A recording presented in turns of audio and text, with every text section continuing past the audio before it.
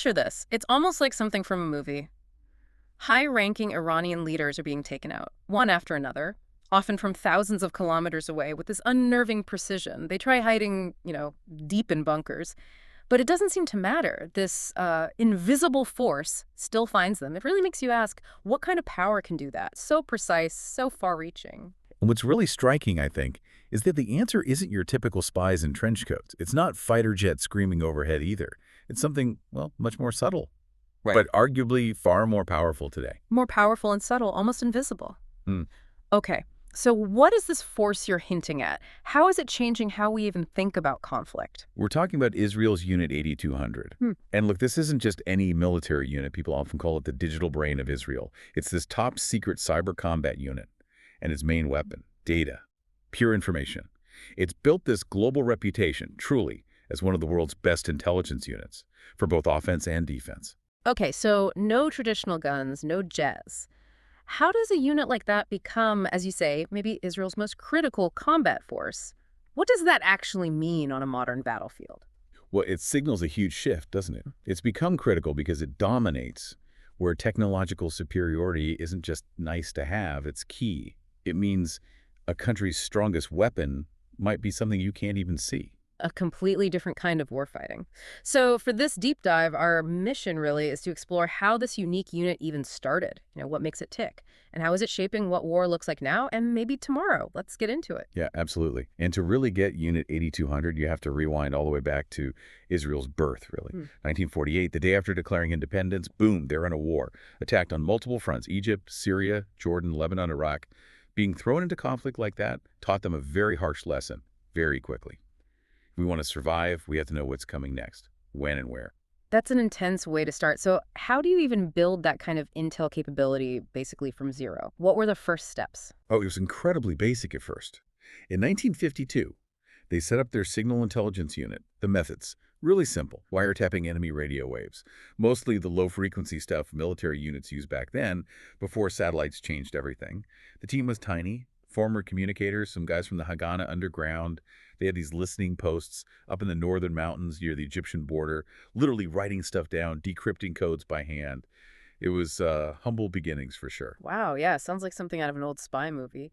But then you get to 1967, the Six-Day War. That sounds like it was a massive turning point for A them. huge turning point, absolutely pivotal.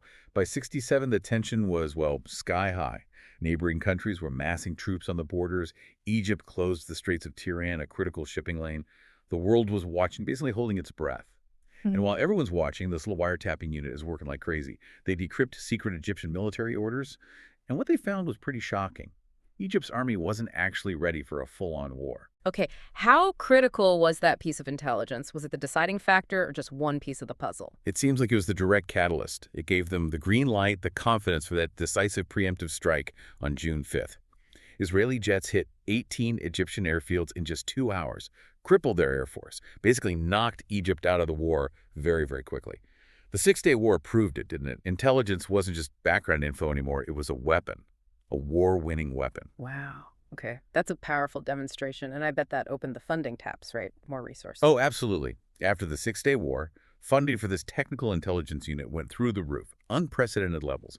So by the time the Yom Kippur War hit in 1973, their capabilities had expanded massively. They were using computers to help decrypt, intercepting digital messages, tapping satellite phones, using advanced frequency analyzers, much more sophisticated stuff. And even though Israel was caught off guard initially in 73, intelligence from this unit helped them regain control pretty fast, within days. That just hammered home the lesson. Data is power. So from those, hand decryption days, it evolved into this sophisticated beast.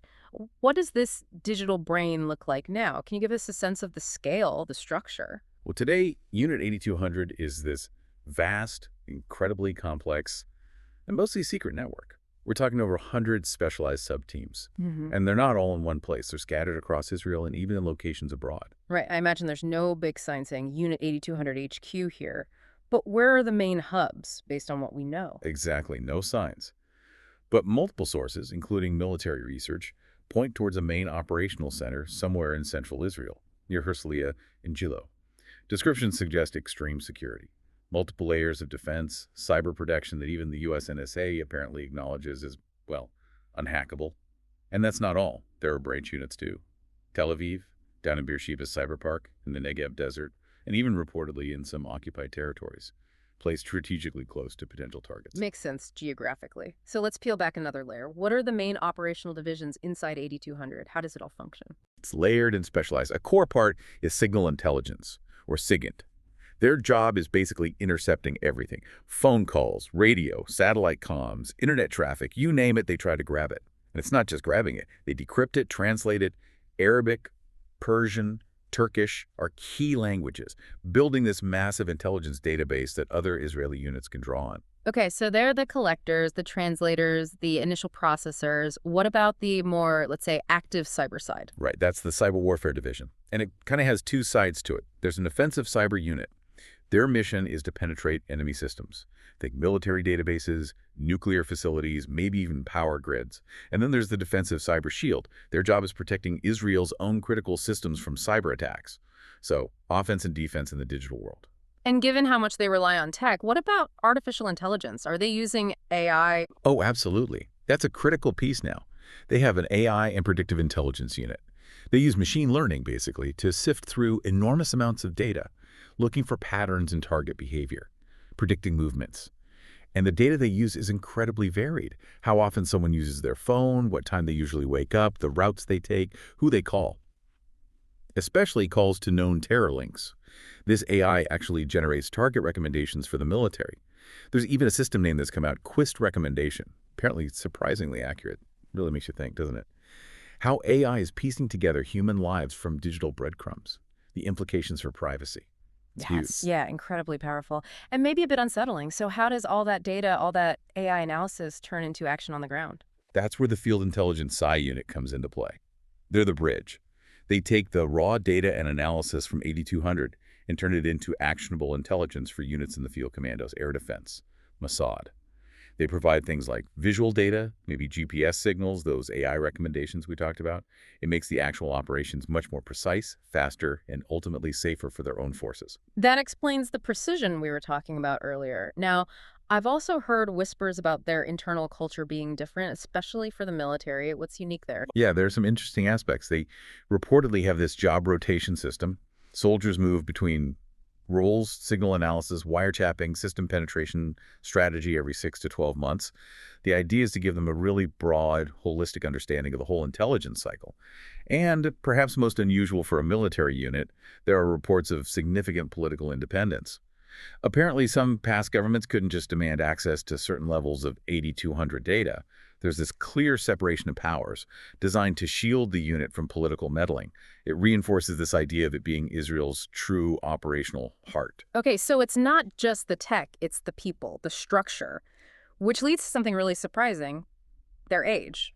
Most members are incredibly young, right? Yeah, remarkably so. The bulk of Unit 8200 members are typically between 18 and 20 years old. Fresh out of high school, basically. 18 to 20. Wow. How on earth do they find these digital whiz kids? Is there some kind of, I don't know, cyber spy school? Well, kind of, yeah. It starts even earlier. Israeli intelligence agencies run what's often called an informal talent program, or Genius Project. They actively scout high school students across the country, looking for kids who just excel in math, physics, computers, technology. The best of the best are then funneled into this incredibly rigorous special training program. Yeah, you could call it a cyber spy school. And what goes on there? Is it just coding boot camp on steroids? Or? Oh, it's way more than just coding. They learned advanced programming, sure, but also decryption techniques, network operations, cyber attack strategies. But it's not just technical. They get intense psychological training, too. Decision-making under extreme pressure, strategic thinking. Imagine a military academy, but laser focus on tech and intelligence. Sounds incredibly demanding, especially for teenagers. It is. Reports say they train up to 18 hours a day. Almost no personal time. They're hacking real systems in labs, running multi-day simulated operations without breaks, all under super strict rules. The goal is blunt. Produce the best cyber warriors in the world. So it's clearly not just about finding people who are good at computers. There's more they're looking for. Definitely. Technical skill is crucial, but 8200 also wants creativity, out-of-the-box thinking. Because even with powerful AI crunching data, you still need human intuition, human judgment to understand complex situations, to connect dots maybe the software misses. Teamwork, leadership under pressure, those are vital too. It raises a real question, though. How do you effectively train intuition in that kind of environment? That's a really interesting point. What's the payoff for Israel from this intense focus on developing these young people? Well, the success of 8200 really hinges on this investment in human capital. It's huge. Look at the alumni. So many go on to found major global tech companies, hold top jobs in cybersecurity firms worldwide, Checkpoint, Palo Alto networks, but the list goes on. It arguably sets Israel apart from nations that maybe focus more on just buying or building weapons rather than cultivating the minds behind the technology. It's a long game. Right, that makes sense. Let's shift focus a bit to their operations. Who is the main adversary they're typically dealing with? Iran. Without a doubt, Iran is seen as Israel's #1 enemy, largely because of its nuclear program ambitions and also its regional influence through proxies, groups like Hezbollah in Lebanon, Hamas in Gaza, the Houthis in Yemen, and honestly, for the last decade or more, cyber warfare has been a key ingredient in almost every conflict Israel has faced in the region. And speaking of Iran and cyber warfare, probably most famous example involved both 8200 and Iran, didn't it? Stuxnet comes to mind. Stuxnet, exactly. That's one of the most famous cyber ops ever, Yeah. globally recognized. Unit 8200 worked very closely with the U.S. National Security Agency, the NSA, which is the world's largest technical intelligence agency, to develop and deploy it. Stuxnet was a computer virus, a worm, specifically designed to attack the industrial machinery at Iran's Natanz nuclear facility. And the impact. How effective was that attack? It caused significant physical damage to the centrifuges Iran was using to enrich uranium. The consensus is it set back Iran's nuclear weapons development by several years. A massive strategic success achieved entirely through cyber means. No bombs dropped. And it sounds like they haven't stood still since then, especially with AI becoming so much more powerful. No, definitely not. In recent years, 8200 has really doubled down on AI and machine learning. It lets them process absolutely staggering amounts of intelligence data, predict enemy movements much more accurately, especially when monitoring Iran's nuclear activities. And this improved intelligence, driven by AI, has directly supported operations that led to, well, assassinations of key figures, high-profile Iranian nuclear scientists, commanders of hostile forces like the IRGC's Quds Force. And they're clearly not doing this all alone on the world stage. Who are 8200's main international partners? Right, they don't operate in a vacuum. As we saw with Stuxnet, their strongest ally is the U.S. NSA. That cooperation goes back decades, sharing intelligence, sharing techniques for penetrating systems. Plus, 8200 gets significant technical support and resources from the NSA, which helps them stay ahead technologically in the region. Beyond the U.S., they also collaborate closely with UK intelligence, GCHQ, and several European intelligence agencies, too. That level of partnership really says something about their reputation. Okay, let's bring it back to those precision strikes we started with. How exactly is 8200 involved in these recent, very targeted assassinations of Iranian military leaders? Yeah, Israel's shown incredible precision recently, often hitting targets within very tight geographical areas. Unit 8200 is absolutely central to that.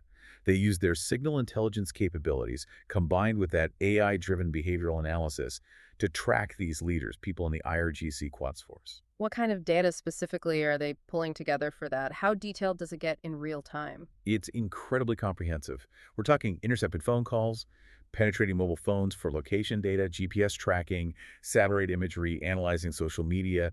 They're essentially building a complete digital picture, fusing all these different data points to understand someone's patterns, their activities, minute by minute sometimes. And how fast does that picture become something usable for the teams on the ground? Is it truly real-time intelligence? Remarkably fast.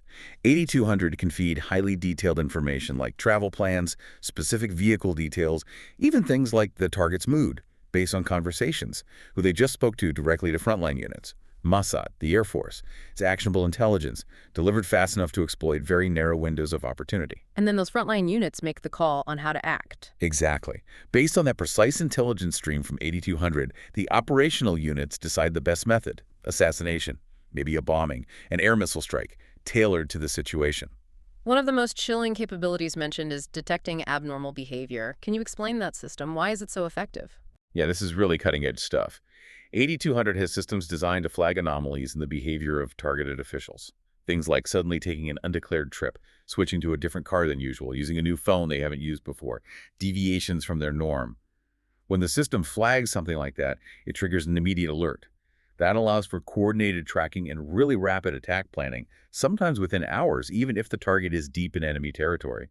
What it means, effectively, is that for these high-value targets in Iran, there's almost no truly safe place anymore. It changes the whole dynamic of evasion. No safe place. Yeah. That's quite a statement. So looking forward, what does the future hold for Unit 8200, for this kind of digital warfare? Well, Unit 8200 clearly represents the digital core, the brain, of Israel's modern approach to conflict.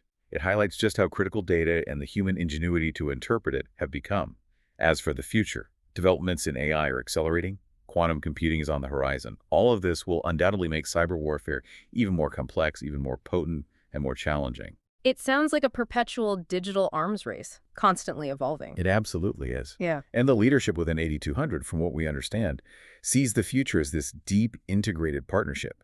Humans and machines working together, symbiotically almost, leveraging the strengths of both to try and maintain an edge in this new kind of conflict. So we end with this thought, really. Given Unit 8200's clear impact, especially the recent losses for Iran, and the world becoming more aware of its power, what does this mean for war itself? Could the mere existence of such a powerful, almost invisible force actually deter some conflicts, make the potential cost too high?